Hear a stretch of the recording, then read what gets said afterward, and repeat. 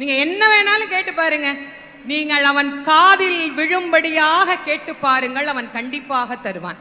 நிறைய பேர் சொல்றாங்க, நாங்களும் கேட்டுக்கிட்டு தாங்க இருக்கிறோம், எங்களுக்கு அவன் கொடுக்க மாட்டேங்கிறான் அப்படின்னா, இறைவன் வெளியிலிருந்து நாம் கொடுக்கின்ற எந்த பொருளையும் தனக்கென ஏற்றுக்கொள்வதில்லை.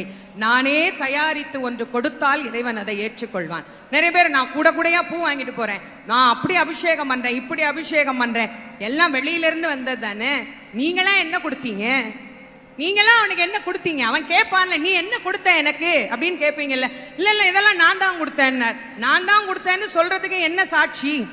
நான் காசு கொடுத்தா யார் வேணா கொடுப்பாங்க. தேங்காய் காசு கொடுத்தா வாங்கலாம், பழம் காசு கொடுத்தா வாங்கலாம், சக்கரை பொங்கல் காசு கொடுத்து செய்யலாம். இதெல்லாம் காசு கொடுத்து வர்ற பொருள். நானா உன்னை உருவாக்கி அவனுக்கு கொடுக்கணும், அது என்ன முடியும்? என்ன அவனுக்கு நானா கொடுக்க முடியும்? நானா அவனுக்கு தரக்கூடிய விஷயம் என்று ஒன்று இருந்தால் 2 சொட்டு கண்ணீர்.